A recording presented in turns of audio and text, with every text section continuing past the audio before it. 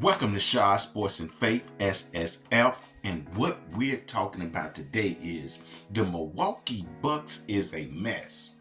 The Milwaukee Bucks is a mess.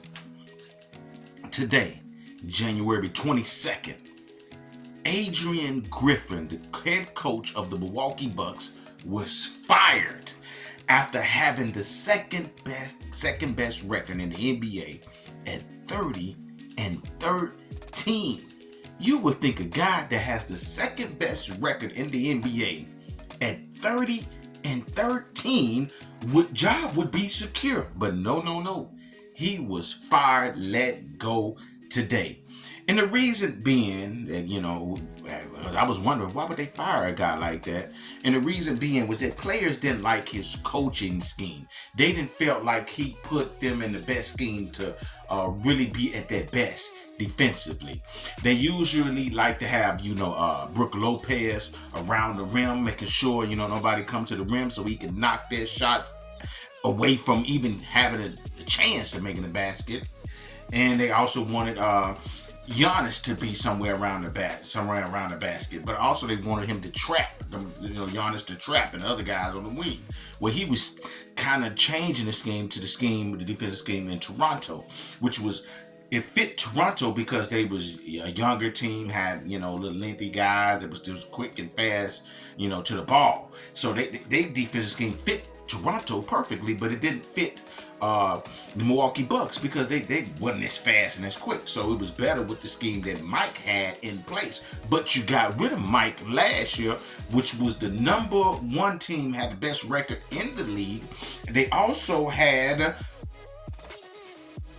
were also 14 in defense last year, with number 4 in defensive rating, which this year they're 25 in defense this year. 25 in defense. They're giving up 120 points a game while being second in offense, averaging 124.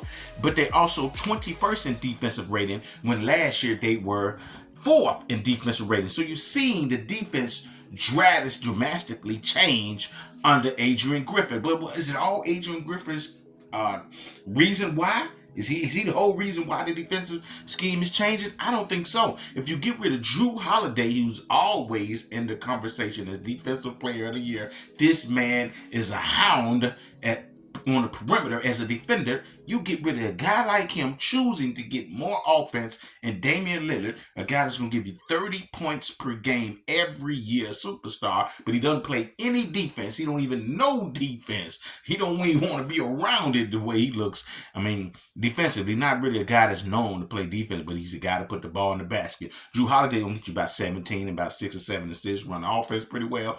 Damian Lillard is going to be your guy that's going to put that ball in the basket, and he's really not a defensive player. So when you trade that, your defense is going to suffer a little bit. Also, when you react so fast because you lose in the first round, because, he should have double teamed Jimmy. They went to 7 games and they should have won, but you messed up at not having Jimmy. Did they go to 7 games? I think they went to 7 games, and you just let Jimmy go to work on you. And you fire a coach who won a championship with you, took you to the conference semifinals without Chris Middleton, who was hurt. And you just hurry up and just make a quick decision. Oh, he's gone, because you're so upset. You're number 1 in the East, had the best record in the league, and you felt like you should have won. That was too quick of a decision. Then you hire Adrian Griffin because you couldn't get the coach Nick Nurse, because rumor has it that Giannis didn't like him, didn't want him as the coach. So you hire Adrian Griffin. Adrian Griffin's become the coach. He's putting up his own defensive scheme, and he's a hard nose. He's a coach that's going to stand on what he believes in. And you hire Terry Stotts because he's a rookie. Adrian Griffin's a rookie coach. You feel Terry Stotts, who's a veteran coach, and you hire him to kind of help Adrian Griffin out. And he's trying to take over and become the coach. Adrian Griffin sees this, and he's like, this guy's trying to undermine me. I'm trying to coach the guys up my way, and he's talking over me, and I'm telling the guys one thing, and he's telling them another thing. No, I'm not finna have this. You're finna keep undermining me. So they didn't get along. So Terry Stotts quit. And now the players see this, and now they don't like his defensive schemes, and they going against the guy and end up getting the guy fired. And now they hired Doc Rivers, who I think is a very much so overrated coach. Doc Rivers only won with the Boston Celtics because he had Kevin Garnett, Ray Allen, Paul Pierce, and you had Rondo. And rumor has it that KG and Rondo really ran their team. They really coached the team themselves. Doc was just there. And you see when Doc left there, he didn't win with the Clippers. They ended up getting up out of there. And other teams that he went to the Clippers twice and didn't win nothing. Doc is not really a good coach to me. It's just me. So them hiring him not gonna do anything for him. I don't see Milwaukee winning anything this year, and probably next year. But I know this year I don't see them winning anything. Between the Celtics and, if you ask me, Philadelphia, if those teams can stay healthy, and the teams out in the West. But Milwaukee, no, I don't see them going anywhere, and they're just a mess. There's too much infighting within the coaches and the players, and now they got Doc, and Doc probably gonna be on pins and needles trying to fit them, and he just not really a good coach.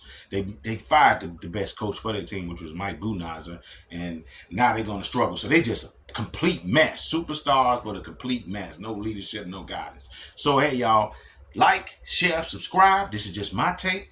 Y'all guys comment, tell me what you guys think, and I'll be sure to come engage you in the comment section.